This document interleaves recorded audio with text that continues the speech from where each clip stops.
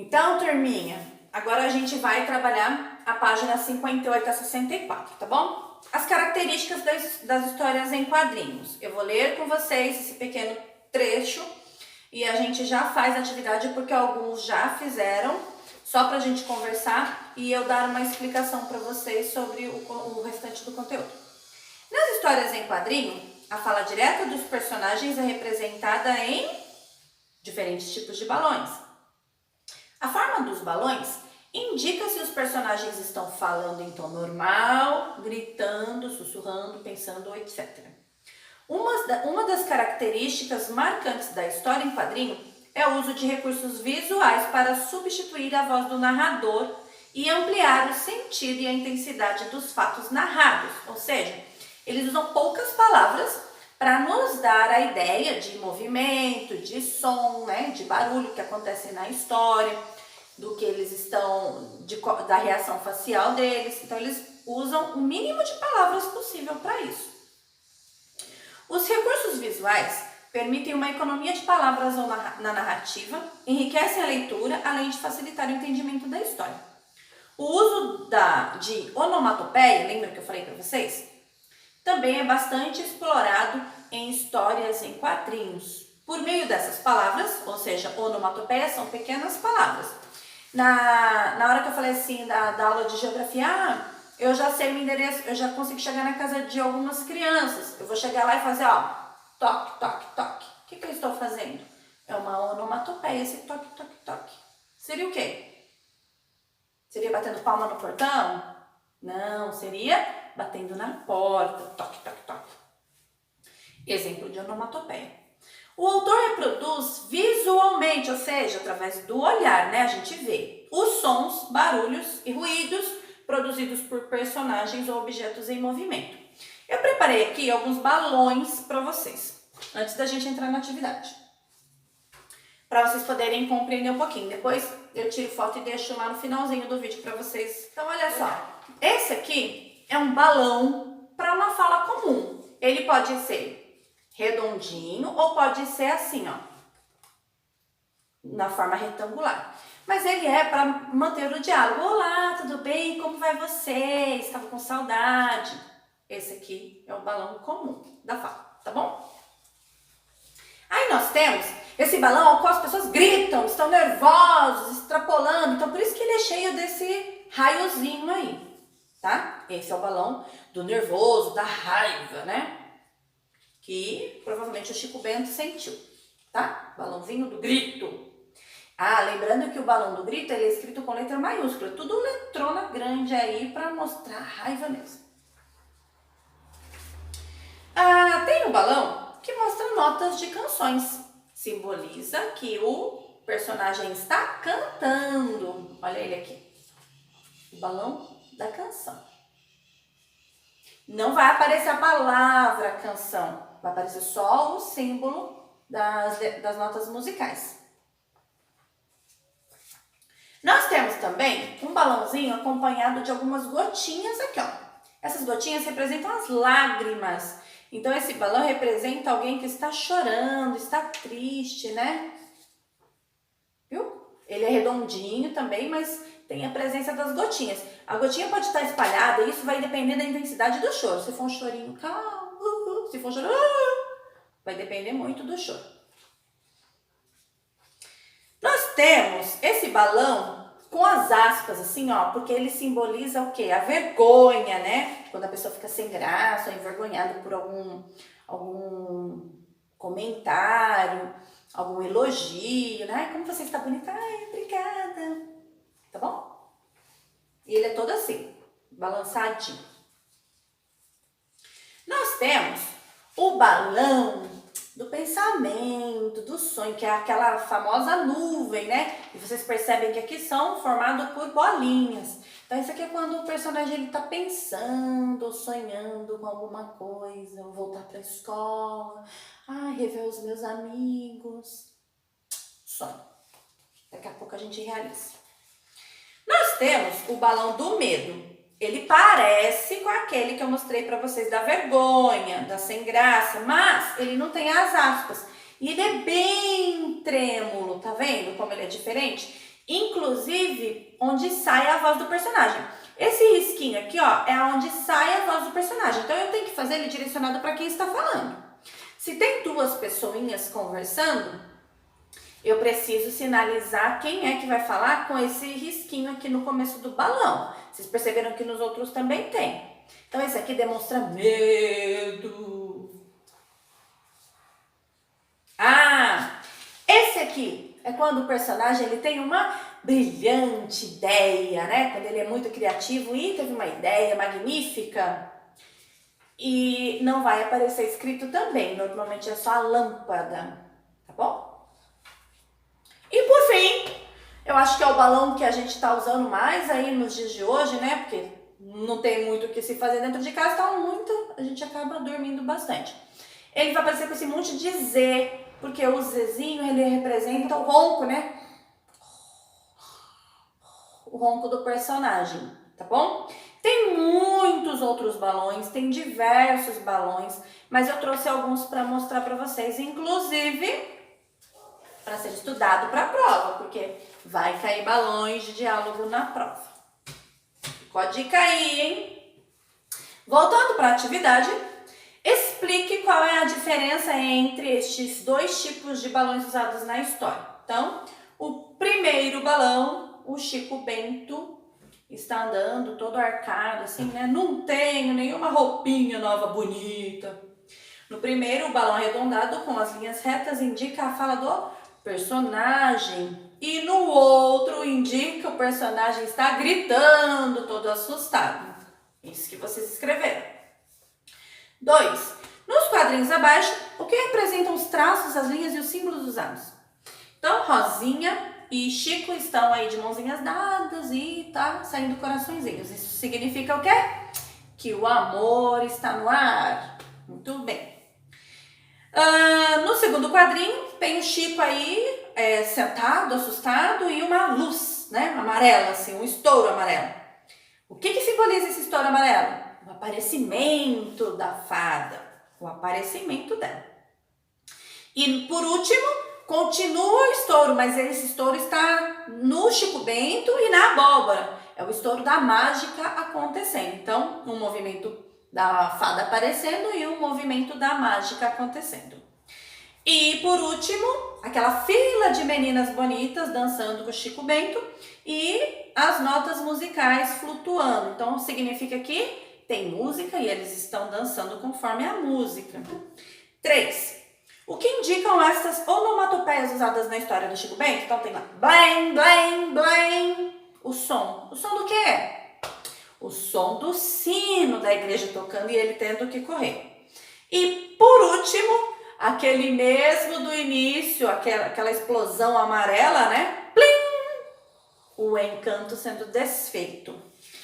Foi isso que vocês escreveram? Muito bem. Na 60... que tal você recontar a história do Chico Cinderela usando apenas palavras? Então, sem ilustração, só com palavras, sem balões, nem nada. Para isso, crie um narrador para apresentar os personagens. O que eles fazem e falam, como reagem e se sentem diante dos fatos. Não se esqueça de usar o travessão para indicar a fala direta dos personagens. Lembra que a gente estudou discurso direto e indireto? O discurso direto é quando o personagem está falando. Então, eu preciso usar o travessão para fala. E quando eu vou dizer que alguém está dizendo, 2 pontos. Então, por exemplo, a professora Aline falou, 2 pontos. Travessão. Não se esqueçam de fazer uso do travessão. Certo? Então, esse texto vocês vão usar muito diálogo. Eu acho que eu já recebi alguns também, eu dei uma lida. Tá bem apertadinho, mas eu consegui compreender e é isso mesmo. Então, para quem não fez ainda, fazer para treinar um pouquinho o discurso direto e indireto, tá? Variação linguística. Vamos falar um pouquinho sobre isso que acontece na história do Chico Cinderela, página 61 de português. Maurício de Souza, o criador da Turma da Mônica, ele faz uso de uma linguagem mais popular, diferente da usada nos grandes centros urbanos, para caracterizar a fala do Chico Bento, da Rosinha. E esse modo de fala é uma variedade linguística regional. Então, varia de um lugar para o outro o jeito que um personagem ou outro fala. Tanto que nas histórias do Maurício de Souza, o Chico Bento e a Rosinha que tem esse sotaque, né? Essa variação linguística. Porque eles moram na roça. Então, se você conversar com alguém simples que mora no interior, no lugar mais afastado, ele vai ter algumas falas, algum jeito de falar diferente do seu. Assim como se a gente for para um estado diferente do nosso, a gente sente a diferença da linguagem deles. Por exemplo, quando a gente vai para Minas, se a gente conversa com um mineiro, fala tudo no diminutivo, né? Pequenininho.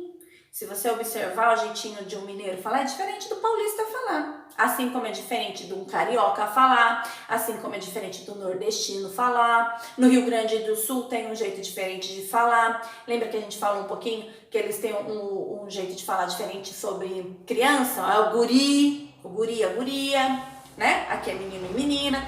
Então, no Brasil e assim como em todos os outros lugares, tem essa variação linguística.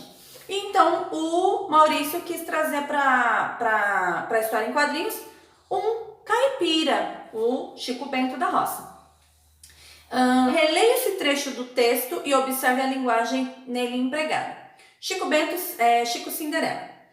Pronto, Rosinha, vamos na quermesse? Anssim? Anssim como? Ora, todo desarrumado? Nem parece que tomou banho. E eu não tomei mesmo. Pois eu que não saio com você assim. Tá vendo só como eles falam um pouquinho diferente da gente? É uma variação linguística do lugar onde eles vivem. Certamente, a linguagem usada para caracterizar esses personagens não representa todos os que vivem no interior. Mas com isso, o autor evidencia essa variedade, homenageando as pessoas simples e humildes que de modo geral vivem no campo. Então, viu que não são todos? São algumas pessoas que têm esse vício de linguagem, essa característica na fala. Não são todos que moram no interior. Mas é preciso considerar que há pessoas da cidade que usam essa variedade, assim como há pessoas que vivem no meio rural que usam a forma considerada culta. Dependendo da situação de comunicação, não há forma certa ou errada de falar. O que precisa ser avaliada é a adequação da linguagem em relação ao contexto. Às vezes a gente fala assim, nossa, fala direito, né? A gente tem o costume de falar assim, é assim mesmo, é assim mesmo. Então a gente tem que prestar atenção no lugar que a gente está falando. Se a gente está conversando entre os colegas, acaba sendo mesmo. Mas se eu for na secretaria falar com a direção, a gente vai falar mesmo, né? Esse né é um vício de linguagem, que teria que ser não é? Então a gente presta atenção no momento certo de usar as palavras. Em algumas situações não é errado, em outras é errado, então temos que tomar cuidado. Vocês vão responder então para mim a atividade 1, 2, 3, 4, 5, 6 e para finalizar é uma produção de texto. Eu acho que a gente pode deixar essa daqui para a próxima aula. Então façam só até 63, tá ok? Vamos para a geografia?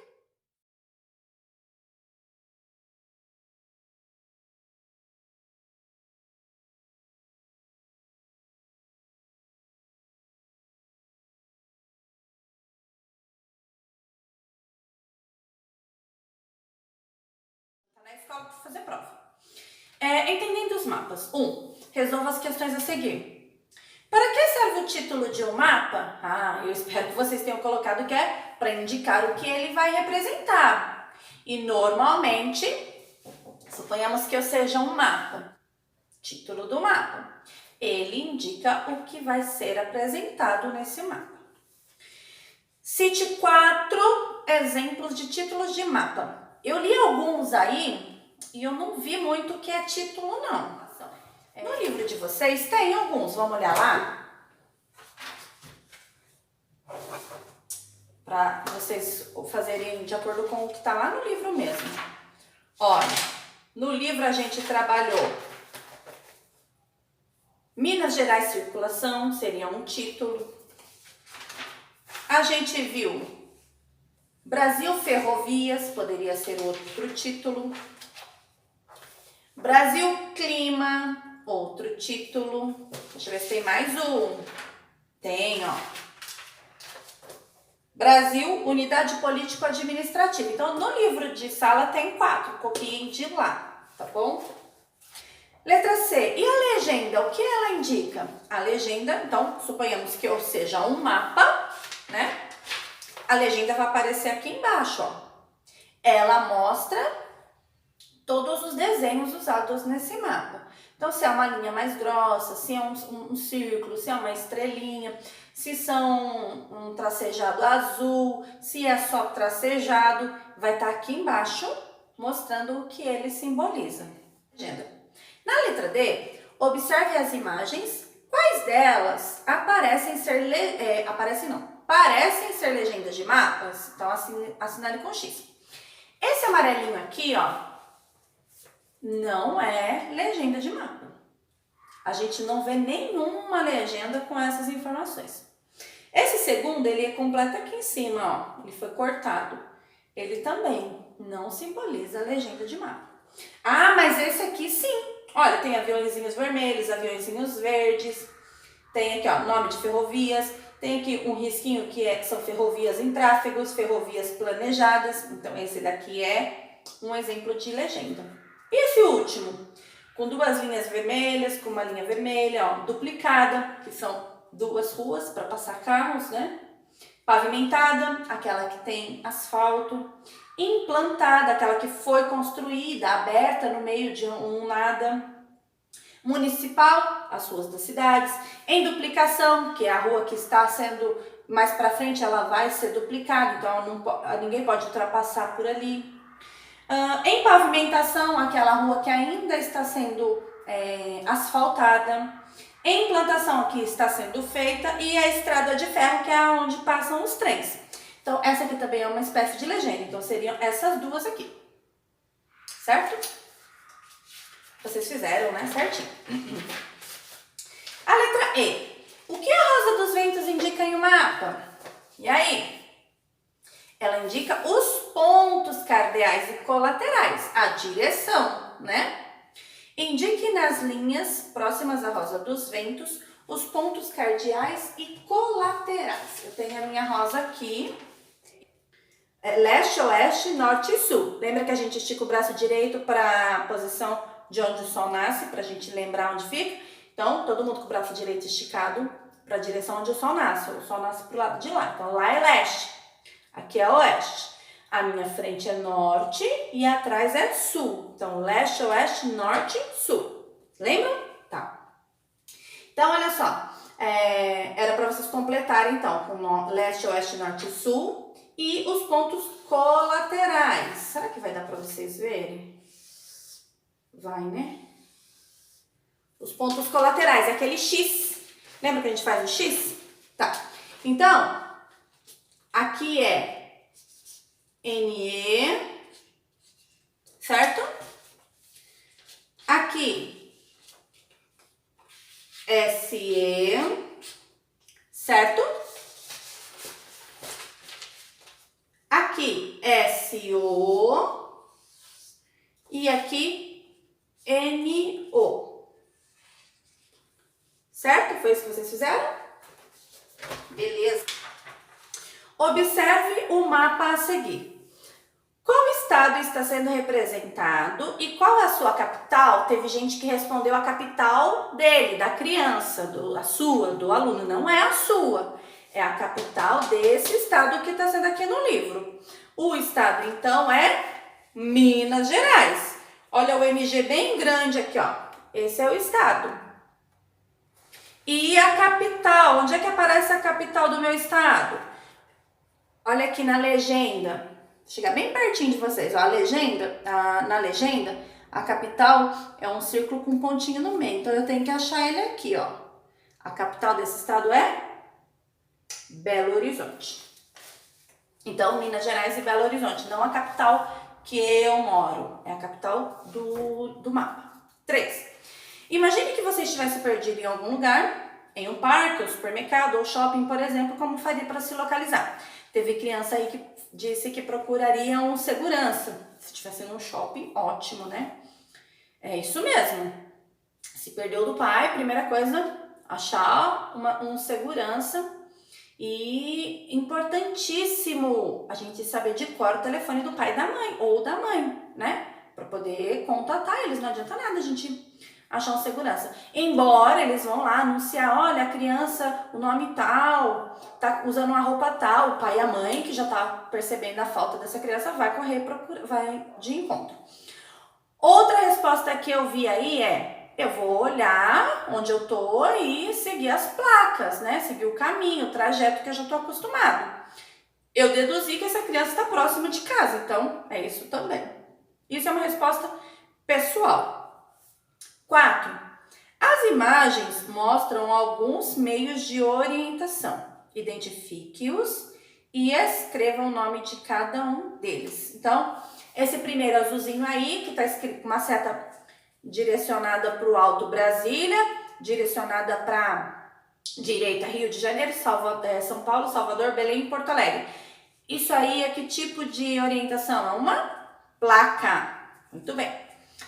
O segundo é um desenho visto de cima para baixo.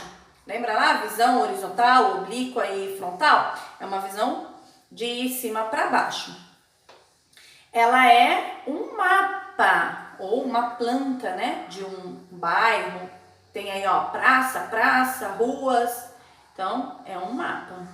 E a última, a rosa dos ventos, ou a bússola, né, que a rosa dos ventos, ela vem na bússola. Na sua opinião, por que cada um dos recursos acima serve como meio de orientação?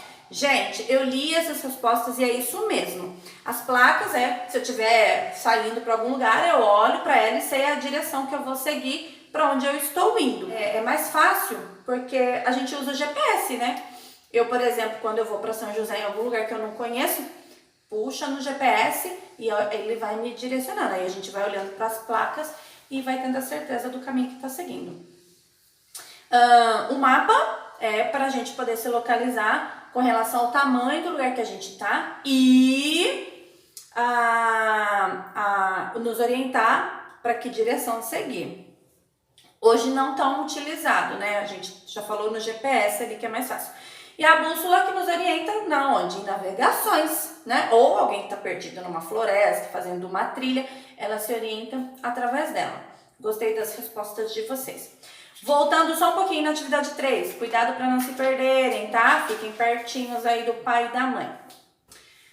Represente por meio de um mapa, atividade 6, a quadra onde está localizada a sua casa. Como eu falei no comecinho, eu já consigo chegar na casa de alguns alunos. Vou lá tomar café, comer pão, café preto. E vocês deram pontos de referência. Ó, 2 pontos de referência para localizar a sua escola e 2 para localizar a sua casa. Então, pensa assim, como que eu vou fazer 2? Pensa assim, alguém que está vindo por exemplo, vai para a escola. Todos vocês colocaram, mercadinho bem-aventurado, condomínio, desce o morro.